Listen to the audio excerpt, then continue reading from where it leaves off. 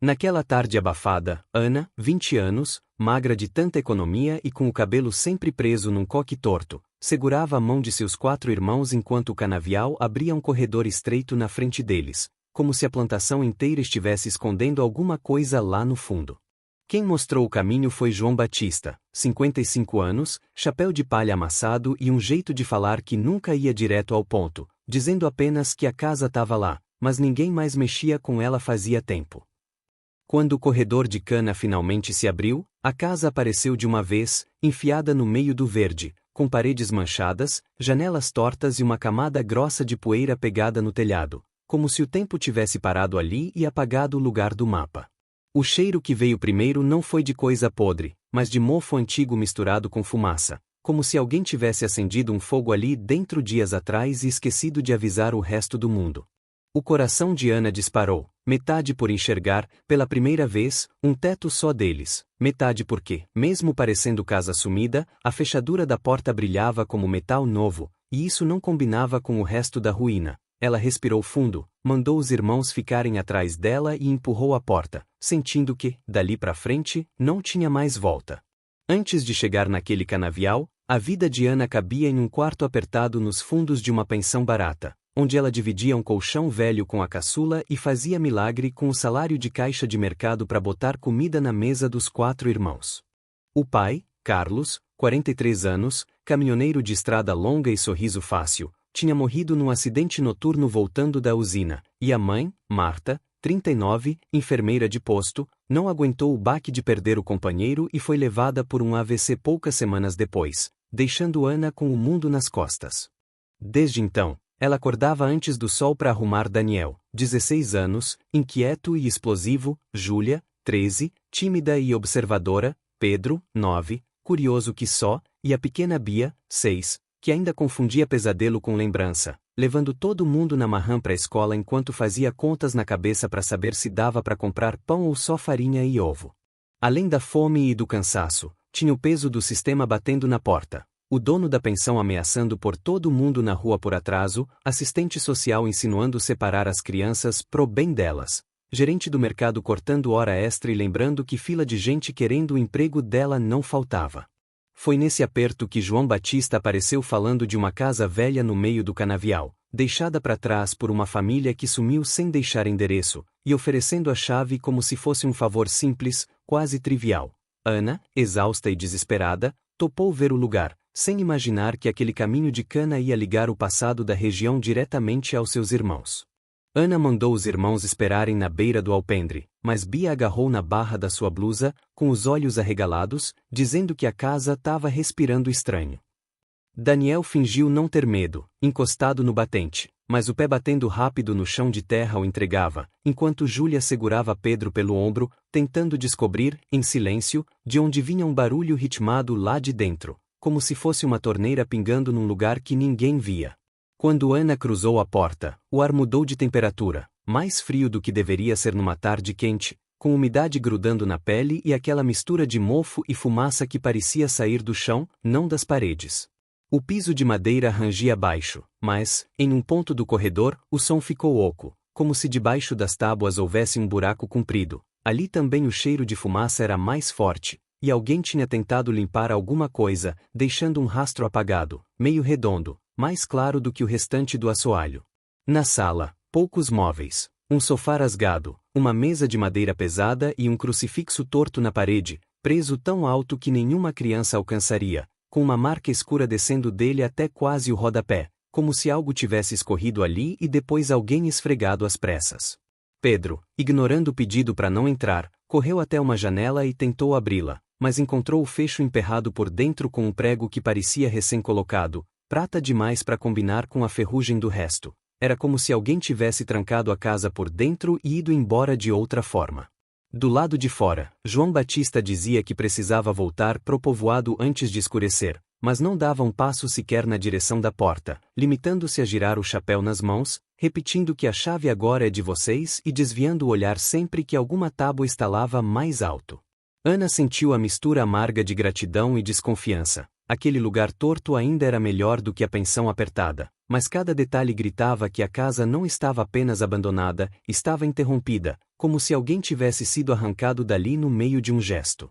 Quando ela foi fechar a porta, notou pela primeira vez, na parte de dentro, 3 riscos finos marcados com objeto pontudo, na altura dos olhos de uma criança, todos apontados pro mesmo canto da sala, onde só havia parede nua e a sombra de um possível quadro que não estava mais lá.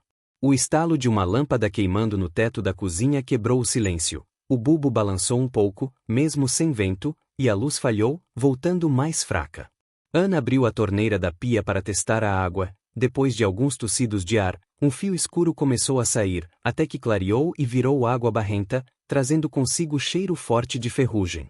Na janela da cozinha, havia uma cortina amarelada, com a borda inferior queimada em 2 pontos, como se alguma chama tivesse subido por ali e parado de repente. Na parede ao lado, restavam respingos escuros, numa altura que combinava com a mão de um adulto tentando proteger o rosto. Daniel encontrou um caderno esquecido em cima da geladeira desplugada, com as páginas grudadas de umidade. Ao forçar uma delas a abrir, rasgou bem no meio de uma frase que começava com "não deixa eles", e o resto tinha sido arrancado, deixando só o papel ferido. Júlia chamou Ana até o quarto dos fundos, onde 4 colchões finos estavam encostados, um ao lado do outro, todos com marcas de afundado no meio, como se alguém tivesse dormido ali até pouco tempo. Em cima do último, um brinquedo quebrado, um carrinho sem rodas, e ao lado dele um pedacinho de fita de identificação de hospital infantil, sem nome, só com uma data borrada. Bia apontou para o teto e perguntou se a casa chorava. Bem acima dos colchões, uma mancha de infiltração descia em linhas tortas, parecendo mãos compridas tentando alcançar quem estivesse deitado. Do lado de fora, um caminhão passou longe, na estrada, buzinando 2 vezes. Ana percebeu que o som chegava abafado demais, como se o canavial ao redor engolisse o barulho do mundo e deixasse aquele pedaço de terra separado do resto. Era uma chance de recomeço, mas também um recorte isolado, e, por um momento, ela pensou se não era exatamente essa distância que interessava a quem tinha oferecido a casa. O sol começou a descer, riscando o interior com faixas laranjas pelas frestas das janelas pregadas, e o relógio velho na parede da sala, parado num horário que ninguém ali lembrava de ter vivido, fez um único tique seco, avançando 1 minuto depois de sabe-se quanto tempo, como se tivesse acabado de acordar com a presença deles.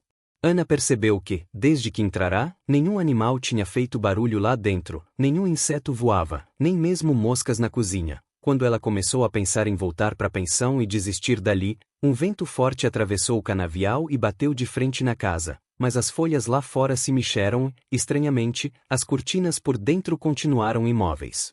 Na primeira noite, Ana decidiu que todo mundo dormiria junto na sala, por segurança, e espalhou os colchões no chão, tentando fingir que era um acampamento improvisado para distrair os irmãos. Pedro adorou a ideia, mas Júlia insistiu que preferia ficar com o ouvido virado para a porta, caso alguém resolvesse entrar sem bater. Daniel ajudou a empurrar a mesa pesada para travar a entrada principal, mas, quando encostou o móvel na parede, achou, no rodapé, um pequeno buraco redondo tapado com cera antiga. Ele cutucou com a ponta da faca e ouviu algo rolar lá dentro, como se uma bolinha de vidro tivesse batido na madeira e parado, fora do alcance. Bia demorou para pegar no sono, olhando fixo para o crucifixo torto, e perguntou se Jesus ali estava de costas para a rua ou para eles. Ana respondeu qualquer coisa que soasse tranquila, mas também ficou incomodada com o fato de a peça estar inclinada num ângulo estranho, apontando diretamente para o lugar em que a marca escura descia pela parede. Quando a casa finalmente ficou em silêncio, o canavial assumiu o protagonismo, sussurrando nas frestas com barulhos que se pareciam com passos arrastados, ora mais longe, ora colados às paredes, como se alguém estivesse dando voltas completas no perímetro, sempre por fora, sem se afastar. Lá pelas 2 da manhã, um estalo seco veio do corredor, seguido de um arranhar demorado embaixo do piso, na exata região em que Ana lembrava do som oco. Parecia unha em madeira, pausada, contando tábuas, e então parou exatamente embaixo do colchão onde Daniel fingia dormir. Ele prendeu a respiração, esperando o som voltar, e, quando nada aconteceu, decidiu levantar devagar, para não acordar os outros. No escuro, usou o brilho fraco do celular para iluminar só o suficiente o caminho até o corredor, mas a tela apagou de repente, mesmo com bateria alta, deixando uma sensação de apagão que não combinava com o resto da casa, onde nenhuma lâmpada tinha piscado. De volta à sala, a luz do celular acendeu normalmente, como se nada tivesse acontecido. Quando apontou de novo para o corredor, apagou outra vez, obedecendo a uma linha invisível que separava os dois ambientes. Ana percebeu o movimento e chamou o irmão no sussurro irritado de quem estava esgotada, mas algo na expressão dele a fez calar. Daniel não estava bancando corajoso, estava genuinamente assustado por não conseguir explicar o que tinha acabado de ver. Júlia, que dormia mais leve, acordou com os cochichos e disse que já tinha sentido coisa parecida na pensão, quando o pai ainda era vivo, como se houvesse pedaços de lugar que não gostavam de ser atravessados depois de certa hora. Ana mordeu o lábio, dividida entre mandar todo mundo voltar para o colchão e aceitar que talvez fosse melhor entender, naquela mesma noite, que tipo de regra a casa parecia exigir deles. De manhã, a claridade entrando pelas frestas deu uma aparência menos ameaçadora ao lugar, e, por alguns minutos, Ana quase acreditou que tudo tinha sido exagero de mente cansada. A sensação durou até ela entrar na cozinha e encontrar, sobre a mesa, um copo de vidro que ninguém lembrava de ter usado, cheio até a metade com água limpa, sem o barro que saíra da torneira no dia anterior. O copo estava exatamente no limite entre luz e sombra projetadas pela janela, como se tivesse sido colocado ali para ser notado. No vidro, havia uma marca de dedo, fina, pequena demais para ser de qualquer um dos 5 que dormira ali. Pedro jurou que não tinha mexido em nada e foi logo explorar o quintal, encontrando, atrás da casa, um pequeno varal improvisado com 2 pregos tortos na parede externa e um pedaço de corda velha, onde ainda pendia um pregador azul quebrado, segurando um resto de tecido branco, já desbotado, com um pedacinho de bordado infantil em rosa. Júlia achou um caderno de anotações na gaveta da cozinha, diferente do que Daniel tinha encontrado na geladeira. Este tinha várias páginas arrancadas no meio, mas algumas ainda legíveis, com listas de compras simples, em um canto, um desenho de 5 palitinhos de gente, sendo um maior e 4 menores, de mãos dadas. No verso da mesma página, uma frase interrompida: "Se alguém encontrar isso, cuida deles", e, mais uma vez, o resto arrancado com cuidado, como se quem tivesse escrito não quisesse que o final fosse lido ali. Antes de ir ao mercado da vila para tentar manter o emprego, Ana pediu a Daniel que ficasse de olho nos irmãos, principalmente, que não deixasse ninguém do povoado entrar sem ela estar presente. Havia algo na forma como João Batista evitava cruzar a porteira que a deixava com a sensação de que aquela casa era menos um presente e mais um teste. No caminho pela estrada de terra, cruzando o mar de Cana, ela percebeu que, de determinados pontos, a casa simplesmente desaparecia da paisagem quando olhava para trás, como se o verde fechasse por cima dela, engolindo o telhado. Bastava dar alguns passos para frente, no entanto, e o contorno do telhado voltava a surgir, torto, no meio da plantação. Quando chegou ao mercado, o gerente a recebeu com cara feia e avisou que não poderia mais garantir todos os turnos, insinuação clara de que talvez ela precisasse se virar com outra coisa se quisesse sustentar tantos irmãos.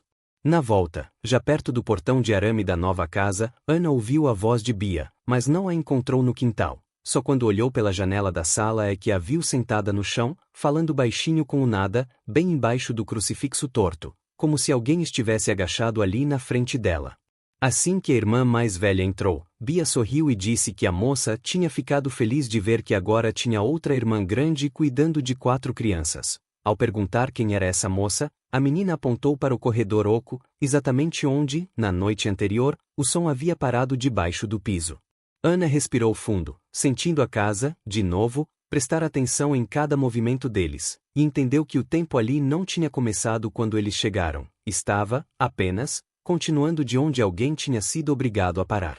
Naquela noite, Ana decidiu que ninguém dormiria na sala. A proximidade com o crucifixo torto, o copo misterioso e o canto onde Bia dizia conversar com a moça deixava tudo pesado demais. Puxou os colchões para os 2 quartos menores, dividindo os irmãos em duplas, enquanto ela ficaria no corredor, em um colchão encostado na parede, de propósito, sobre a região onde o chão soava oco. Daniel achou a ideia louca, mas no fundo gostou de ver a irmã tentando enfrentar a coisa de frente, como o pai teria feito. Júlia, por outro lado, concordou imediatamente, dizendo que se fosse para ter medo, era melhor ter medo olhando na cara do problema. Quando a casa apagou, o canavial voltou a sussurrar, e, por algum tempo, tudo ficou em um silêncio suportável, até que um som novo surgiu, não mais arranhar de unha, mas um batucar ritmado, 3 toques fracos, uma pausa, e mais 3, sempre sob o mesmo trecho de corredor. Ana sentiu o colchão vibrar levemente, com o coração disparado, perguntou, quase sem voz, se alguém ali embaixo precisava de ajuda. O barulho parou na hora, e, por alguns segundos, só o próprio sangue dela parecia responder, martelando nas têmporas. Pouco depois, Bia apareceu na porta do quarto, com os olhos meio fechados, dizendo que queria água. Ana levantou, levou a menina até a cozinha e reparou que, mais uma vez, o copo de vidro estava no mesmo lugar, meio cheio, dessa vez com a água ligeiramente turva, como se alguém tivesse passado o dedo dentro. A pequena pegou o copo sem pedir permissão. Antes que a irmã pudesse impedir, deu um gole rápido, fez careta, dizendo que tinha gosto de remédio velho, e empurrou o copo de volta para a mesa. Ana gelou, perguntando se ela estava passando mal, mas Bia apenas encostou a cabeça no ombro da irmã e murmurou que a moça já tinha bebido aquilo por ela outras vezes, frase que não fazia sentido nenhum fora da cabeça de uma criança sonâmbula. Quando voltaram para o corredor, o colchão de Ana estava ligeiramente deslocado, como se alguém tivesse tentado arrastar as tábuas por baixo e não conseguido. No lugar onde deveria haver uma linha perfeita de pó, havia agora um risquinho limpo, reto, apontando na direção da sala. Júlia apareceu em seguida, segurando o caderno achado na cozinha, e mostrou à irmã uma página que ambas juravam não ter visto. No alto, a mesma letra de antes, tremida, anotara apenas 3 palavras: fugir pelo chão. A partir dali, a curiosidade brigou com o bom senso. Daniel sugeriu armar as tábuas no dia seguinte, nem que fosse só um pedacinho, para provar que não tinha nada. Ana relutou, lembrando que a casa era o único teto que eles tinham, mas não conseguiu tirar da cabeça o risco limpo e a frase no caderno. Na manhã seguinte, esperou os irmãos saírem para a escola, exceto Daniel, que fingiu dor de cabeça para ficar e ajudar. Com uma chave de fenda achada na gaveta da cozinha, começaram a soltar, com cuidado, os pregos mais frouxos do trecho oco. A madeira cedeu com um gemido, revelando um espaço estreito, mais profundo do que um simples vão de construção, com cheiro denso de poeira antiga e algo metálico, que lembrava sangue seco misturado a ferro. No fundo, não havia só terra, uma espécie de túnel improvisado, com tábuas laterais reforçando as paredes, seguia na direção da sala, quase largo o suficiente para uma criança engatinhar. Ali dentro, o ar estava estranho, nem frio nem quente, mas pesado, como se tivesse sido respirado muitas vezes por gente em desespero. Ana apontou a lanterna do celular na direção do túnel e viu, alguns metros adiante, alguma coisa brilhando fraco, como metal polido. A vontade de enfiar o corpo ali para pegar a tal coisa foi forte, mas a imagem dos irmãos passando por aquele buraco, sem ela conseguir alcançá-los, foi mais forte ainda. Ela fechou o alçapão improvisado, recolocou as tábuas no lugar e combinou com Daniel. Ninguém falaria daquele túmulo até entenderem melhor por que, naquele lugar, alguém teve que escrever fugir pelo chão em vez de simplesmente sair pela porta. Naquele mesmo dia, Ana decidiu que precisava ouvir o que o povoado sabia sobre a casa, sem depender apenas do que João Batista escolhera contar. Na volta do mercado, passou direto pela pensão onde viviam antes e entrou no pequeno bar ao lado, onde a dona, Zuleide, 48 anos, cabelos tingidos de vermelho vibrante e olhar que parecia ver mais do que dizia, servia café forte para os moradores desde antes de Ana nascer. Pediu um copo de café e mencionou, como quem fala de assunto qualquer, que tinha se mudado com os irmãos para uma casa no Canavial que estava parada fazia tempo. O bar inteiro ficou alguns segundos mais quieto, como se alguém tivesse diminuído o volume geral do ambiente. Um dos habitués, Orlando, 60 anos, chapéu de couro e mãos manchadas de graxa, comentou que aquela casa já tinha dado trabalho demais para todo mundo e que a usina devia era ter derrubado tudo quando teve chance. Zuleide, porém, lançou um olhar duro para ele e disse que boca de velho não servia para assustar criança. Depois, quando ficaram quase sozinhas, puxou Ana para o canto e perguntou, em voz baixa, se os irmãos dela dormiam bem. Ana respondeu com outra pergunta, querendo saber quem tinha morado lá antes. Zuleide respirou fundo e contou, pela metade, que uma família da própria vila tinha sido levada para lá por ordem de gente grande, depois de arrumar confusão com os donos da usina por causa de dívida e de um acidente no campo. De acordo com os boatos, a casa servirá, por um tempo, como espécie de esconderijo oficial, onde a família ficaria protegida até tudo acalmar. Na prática, era isolamento, ninguém visitava, ninguém era visto. As crianças daquela família, segundo diziam, eram em número igual ao dos irmãos de Ana, e a mais velha também carregava o peso de cuidar dos menores, enquanto os pais tentavam negociar uma saída que nunca vinha. Uma noite, fumaça começou a sair do canavial, e muitos acharam que fosse queimada controlada. No dia seguinte, os vizinhos notaram que a casa parecia vazia, portas encostadas, mas sem sinal de luta ou bagunça. Não havia notícia de mudança, nem de enterro, nem de viagem. Apenas silêncio. Ana perguntou se alguém tinha ido atrás, chamar polícia, bispar a casa por dentro, e Zuleide deu um sorriso triste, explicando que, quando o medo envolve gente poderosa, as pessoas aprendem a enxergar menos do que deveriam.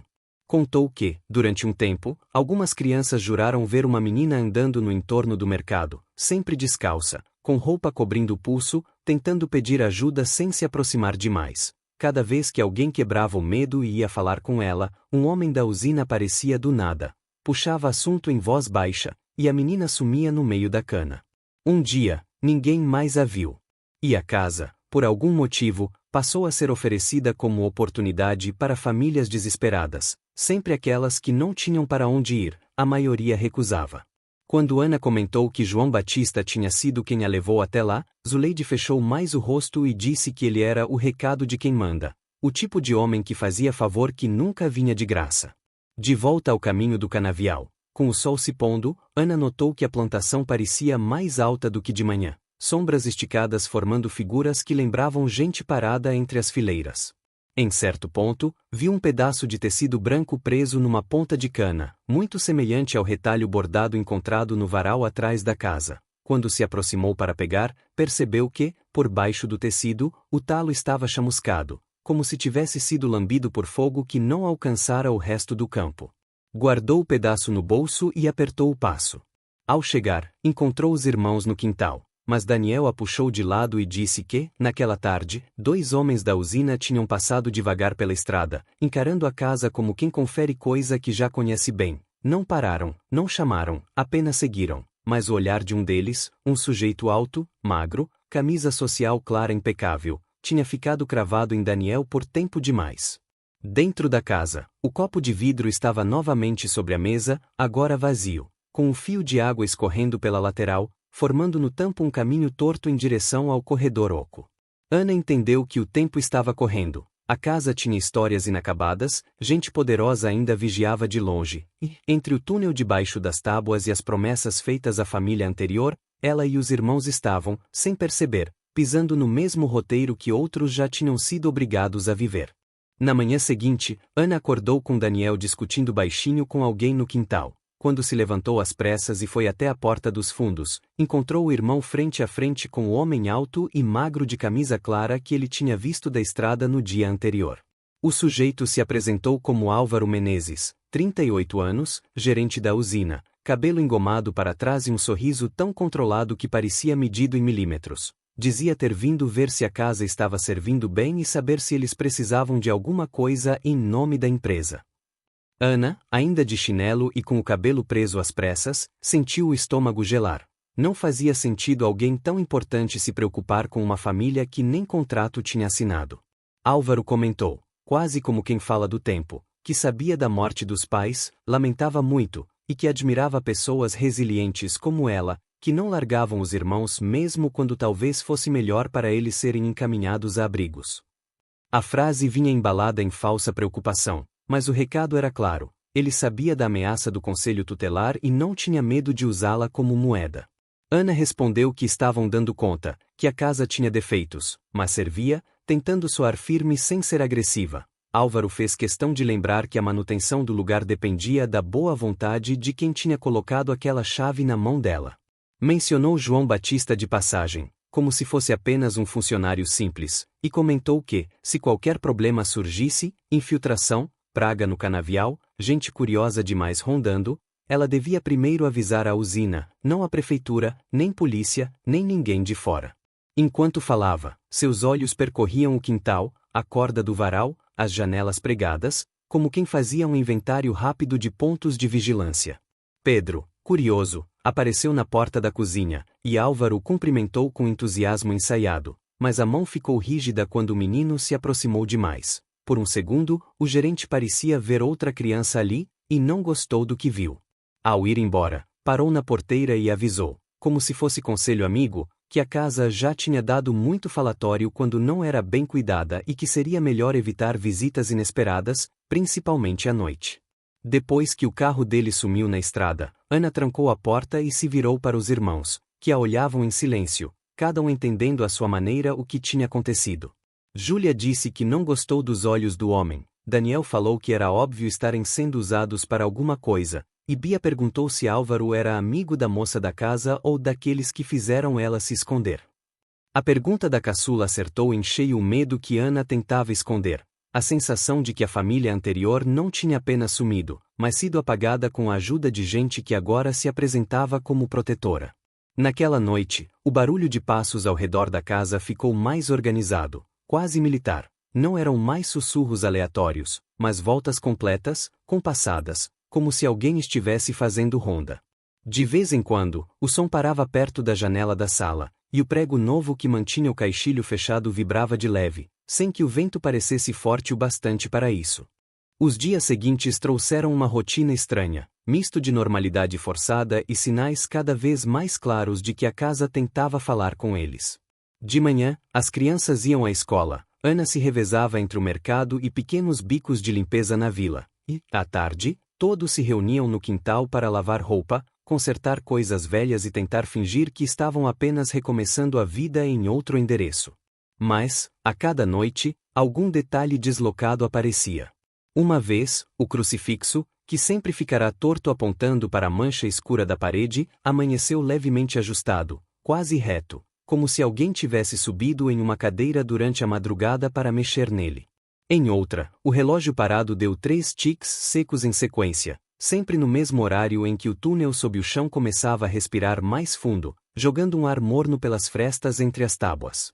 Foi Júlia que, certa tarde, encostou o ouvido na mancha de infiltração sobre os colchões do quarto dos antigos moradores e jurou ouvir vozes muito baixinhas, como se alguém sussurrasse de trás da parede. Não dava para entender palavras inteiras, mas o tom era de discussão aflita, mistura de adulto pedindo calma e criança insistindo em algo. Quando Ana tentou fazer o mesmo, não ouviu nada, até que, prestes a desistir, captou uma única frase cortada, como se alguém tivesse colado um pedaço de outra conversa ali. Eles não vão deixar sair, e, em seguida, silêncio absoluto. Na mesma noite, Bia acordou gritando, segurando o pulso como se alguém tivesse apertado forte. Quando acenderam a luz, havia uma marca fina e vermelha na pele dela, na mesma posição em que a fita de hospital infantil encontrada no quintal costumava ficar. A menina chorava dizendo que a moça tinha pedido para não deixar ninguém levar os irmãos de Ana, como fizeram com os dela. Esse conjunto de sinais empurrou Ana para uma decisão que vinha adiando desde que descobrira o túmulo sob as tábuas. Ela não podia mais fingir que aquilo era apenas erro de construção. Esperou todos os irmãos dormirem, ou fingirem dormir, e chamou Daniel e Júlia para o corredor. Levantaram, com mais cuidado desta vez, apenas uma parte do piso até revelar novamente a entrada estreita. O ar lá dentro parecia mais quente do que da primeira vez, e havia um cheiro leve de desinfetante misturado com algo que lembrava plástico queimado.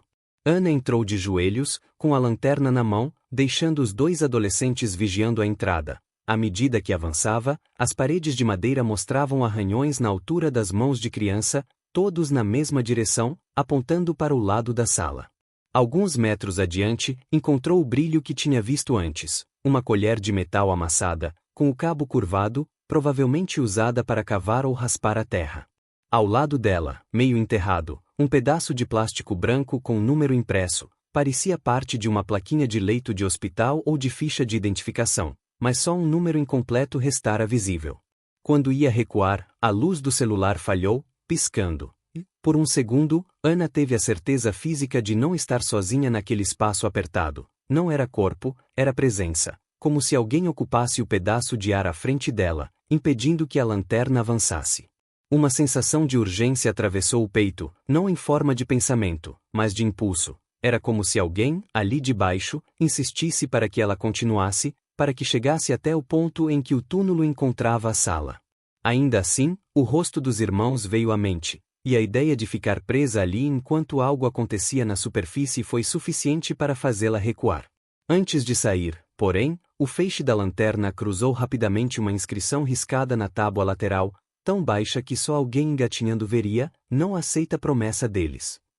As letras estavam tremidas, como se uma mão cansada tivesse insistido até o último esforço. Ao voltar para o corredor, suja de pó e com o coração disparado, Ana soube, sem dúvida, que a casa não era apenas cenário de uma tragédia passada. Era aviso ativo, um recado interrompido que tinha encontrado, nos 5 irmãos, a única chance de finalmente ser ouvido inteiro. No dia seguinte à exploração do túmulo, Álvaro voltou, desta vez sem aviso, parando o carro bem perto da porteira, como quem se sente dono do lugar. Ana estava estendendo roupa no quintal com Júlia quando viu descer do veículo com uma pasta de couro nas mãos e óculos escuros que escondiam parte do olhar. Tirou os óculos devagar, sorriu daquele jeito treinado e foi direto ao ponto. Disse que a usina tinha uma proposta oficial para ela. Explicou que a empresa estava reorganizando alojamentos e precisava de gente de confiança para cuidar de um grupo de trabalhadores que vinha de longe, oferecendo, em troca, um pequeno auxílio em dinheiro e a garantia de que nenhum órgão ia mexer com a guarda dos irmãos dela. A condição era simples, ao mesmo tempo, pesada. Eles continuariam na casa do canavial, mas passariam a receber visitas regulares de funcionários da usina, gente que ficaria hospedada ali temporariamente em momentos de emergência. Enquanto falava, Álvaro abriu a pasta e mostrou um papel timbrado, com espaço para assinatura, e outro documento que não entregou na mão de Ana, apenas deixou visível o suficiente para ela ler o título, um parecer informal de assistente social, mencionando a possibilidade de intervenção caso as condições da família se agravassem. A conexão era tão óbvia quanto cruel. Ou ela aceitava formalizar uma relação de dependência com a usina, transformando a casa em ponto de apoio para interesses que não eram os dela, ou corria o risco real de ver os irmãos separados em abrigos. Daniel, que observava da janela, apertou os punhos, pronto para explodir, mas segurou o impulso quando viu o que parecia ser uma placa de metal reluzindo sob o carro de Álvaro, bem na linha do túmulo que seguia em direção à estrada. Júlia, com o coração acelerado, lembrou da frase "não aceita promessa deles" e da família que, segundo Zuleide, tinha desaparecido depois de ser protegida da mesma forma. Ana pediu um tempo para pensar, tentando ganhar horas, mas o gerente foi claro: a oportunidade tinha prazo. Disse que voltaria à noite para buscar a assinatura, deixando implícito que, até lá, já teria feito suas ligações para reforçar a pressão. Antes de ir embora, caminhou devagar pela lateral da casa, observando a parede externa da sala e o ponto onde, do lado de dentro, o crucifixo torto e a mancha escura marcavam a parede. Parecia procurar algo, talvez uma lembrança, talvez um vestígio de quem já tinha sido obrigado a viver ali sob ordens dele. Quando o carro desapareceu, o canavial pareceu se fechar mais um pouco, e a casa ficou num silêncio estranho, como se esperasse a resposta com a mesma ansiedade dos irmãos. Naquela tarde, Bia se recusou a ficar dentro de casa, dizendo que a moça estava inquieta, andando de um lado para o outro, repetindo que não dava para deixar repetir. À noite, a tensão virou quase palpável. Ana reuniu os irmãos na sala e contou, sem rodeios, o que estava em jogo: a proposta, o dinheiro, a ameaça de perderem a guarda, o risco de transformarem a casa em ponto de controle da usina. Daniel sugeriu fugir, abandonar tudo, mas para onde? Voltar para a pensão era pedir para o dono jogar a ameaça de despejo de novo na cara deles. Ir para outra cidade sem emprego, com 4 crianças, beirava o impossível. Júlia, mais calma, lembrou do túmulo e da inscrição que falava em fugir pelo chão, da forma como a família anterior tinha tentado escapar. Bia, abraçada ao travesseiro, disse que a moça tinha falado que, da última vez, eles confiaram demais nos adultos errados e não avisaram ninguém de fora a tempo. A solução, difícil e perigosa, começou a se desenhar: usar a própria casa, seu segredo enterrado, e a ganância da usina contra os homens que achavam poder decidir o destino de todos. Quando Álvaro voltou, já passava das 9 da noite. O canavial estava escuro, e apenas a luz do farol cortava a estrada de terra, desenhando sombras compridas nas paredes da casa. Ele entrou sem pedir licença, como se já tivesse certeza da resposta. Encontrou Ana sentada à mesa, com o documento à sua frente e uma caneta na mão. Os irmãos não estavam à vista. O gerente comentou que ficava feliz em ver bom senso e caminhou até o outro lado da mesa, posicionando-se abaixo do relógio parado. Não percebeu que, sob o piso daquele ponto do corredor, o túmulo tinha sido aberto e reforçado por dentro com madeiras empurradas por Daniel e Júlia, criando uma espécie de armadilha pronta para ceder com peso concentrado. A colher de metal amassada, usada pela antiga família para cavar, agora servia de apoio para manter a tábua ligeiramente solta, esperando o momento certo. Ana respirou fundo, lembrou dos pais e de todas as noites em que segurou o choro para não acordar os irmãos, e disse que, antes de assinar qualquer coisa, queria fazer perguntas. Quis saber o que tinha acontecido com a família anterior, porque ninguém mais falava deles, porque a usina insistia em usar aquela casa em vez de qualquer outro alojamento. Álvaro riu, como quem acha engraçada a coragem de quem está encurralado, e respondeu com meias verdades. Disse que aquela família tinha ido embora de repente, que às vezes as pessoas não aguentam a pressão e somem, e que usar a casa era apenas uma forma de aproveitar um imóvel que ficaria jogado. Enquanto falava, deu alguns passos para o lado, aproximando-se do trecho oco do corredor, sem saber que Daniel, do túmulo, seguia seu avanço pelos pequenos feixes de luz que escapavam entre as frestas, pronto para puxar a colher no momento exato. Quando Álvaro, irritado com as perguntas, se inclinou sobre a mesa para empurrar o papel em direção a Ana, dizendo que, se ela não assinasse, ele não podia garantir o futuro dos irmãos, o peso do corpo dele se concentrou no ponto mais frágil da tábua. Daniel puxou a colher com força. O piso cedeu com um estalo brutal, e o gerente despencou até metade do corpo no buraco, ficando preso pela cintura, com as pernas suspensas na superfície e o tronco esmagado contra a borda do túmulo. O choque o deixou atordoado por alguns segundos, tempo suficiente para Júlia, que já tinha na mão o celular com a câmera ligada, filmar não só a queda, mas também as frases que ele deixou escapar em desespero, xingando a família anterior, admitindo que tinha resolvido aquele problema para os donos da usina e ameaçando fazer o mesmo com Ana se ela não colaborasse. Tentou se recompor, ordenar que o tirassem dali, mas não percebeu que, do outro lado do túmulo, uma pequena abertura dava direto para a terra sob o quintal, onde um segundo buraco tinha sido discretamente destapado por Pedro, permitindo que a voz de Álvaro vazasse para o lado de fora. Lá fora, junto à cerca, Zuleide e Orlando ouviam tudo. Avisados por Ana horas antes, tinham aceitado esperar escondidos, a contragosto mas tomados pela culpa antiga de nunca terem feito nada pela família anterior. Os dois gravavam o áudio em celulares simples, as mãos trêmulas, enquanto o gerente, em pânico, confessava mais do que deveria, chamando a casa de ponto de descarte e dizendo que ali ninguém era encontrado se os homens certos resolvessem as coisas. Quando percebeu que havia gente do lado de fora, Álvaro tentou mudar o tom, mas a armadilha já estava completa. Júlia enviava o vídeo para o número de uma jornalista da capital, contato passado por Zuleide, e, ao mesmo tempo, Orlando ligava para um conhecido da polícia que já desconfiava das práticas da usina.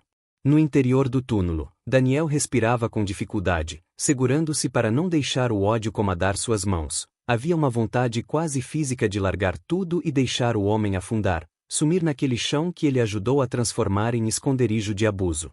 Em vez disso, Ana fez algo que ninguém esperava. Jogou uma corda para Álvaro e disse que, se ele quisesse sair dali inteiro, teria que repetir, olhando para a câmera, tudo o que tinha acabado de dizer, com nomes, datas aproximadas e menção direta à família sumida.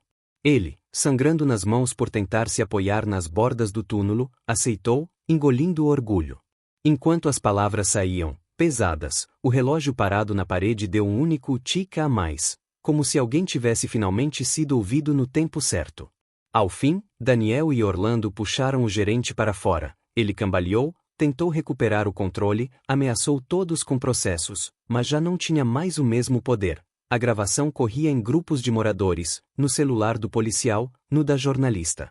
A certeza de que a história não poderia mais ser abafada fez a casa parecer, pela primeira vez, um pouco menos apertada. Nas semanas seguintes, investigações se abriram, não tão rápidas quanto os irmãos desejavam, mas firmes o suficiente para que a usina fosse obrigada a prestar contas. O nome da família anterior, até então sussurrado, começou a ser dito em voz alta nas reuniões comunitárias. A história deles deixou de ser buraco e virou documento. Ana recebeu visitas de assistentes sociais diferentes, dessa vez acompanhadas por defensores públicos e gente da imprensa. Com as provas em mãos, ficou claro que separar os irmãos seria punição à vítima, não proteção. Em vez de tirarem as crianças dela, ofereceram bolsa, acompanhamento e a promessa de ajudar a encontrar um lugar na vila, longe do canavial, tão logo fosse possível.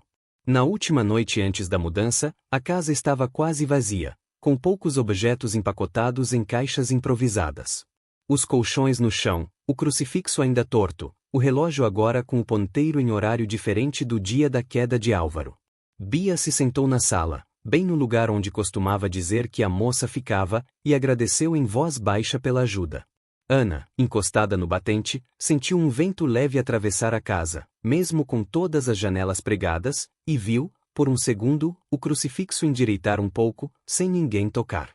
No corredor, o trecho onde ficava o túmulo agora estava fechado com tábuas novas, pregadas por cima, sem espaço para segredos, mas com o conhecimento do que existira ali preservado em gravações, depoimentos, documentos.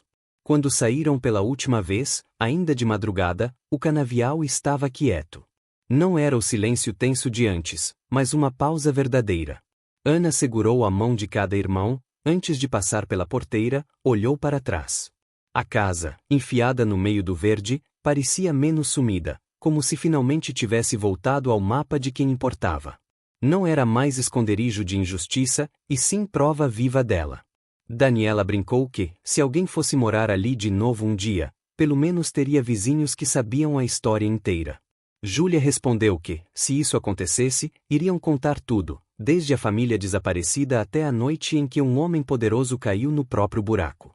Bia, bocejando, perguntou se a moça ia ficar sozinha. Ana apertou a mão da caçula e disse que, agora que a verdade tinha saído, ninguém ficava sozinho debaixo da terra. E, enquanto se afastavam, uma luz fraca pareceu atravessar, por dentro, a janela pregada da sala, como se alguém, lá dentro, estivesse finalmente apagando o último lampião.